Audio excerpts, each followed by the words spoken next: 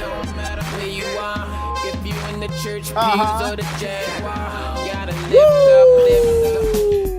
It's about that time on a Feel Good Friday. It is the Brother Marlon Show. I am he, and today it is a special edition of the Brother Marlon Show. Throughout the week, on any given day, you can hear Brother Marlon on the radio, playing the latest gospel hits and bringing inspiration through the airwaves. The thing that makes Marlon really good at what he does, he just goes with the flow. It's just sharing yourself, what you're going through in your life with the people. They want to be able to hear somebody who can relate to them. And that's what he does. So that's really what makes him a very good talent.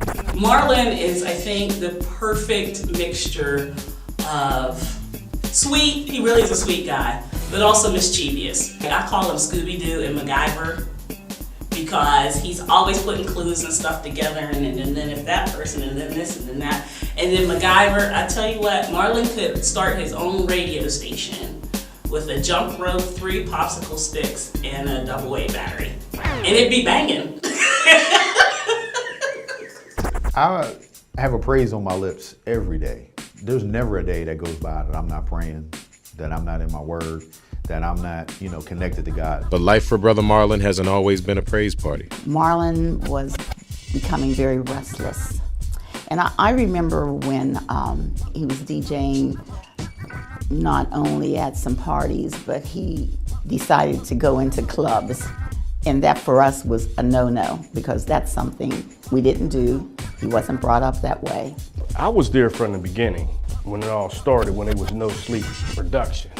When he was DJ Marvelous. And I remember those days, that's when we were all really young, you know what I mean? And he was new into the industry. It was the bright lights to stardom and the celebrity status that led to the late night parties, drinking, women, and eventual destructive lifestyle. And that fast-paced world was a direct departure from how the radio host was raised. There were, various times when the job would call me to do things, outside of, how I was raised as a Christian. A whole lot of crazy things that went on. And I probably, I indulged probably more than I should have. In all the different phases of his life, the good and the bad, there was one event that changed Marlon forever and put life in perspective. To watch my father slowly decline, I would never want to see anybody go through that. It was tough. How does a church boy, rising musician, star athlete, and radio personality go from having it all to just about losing everything, only to rise back up again? You think you know, but do you really know?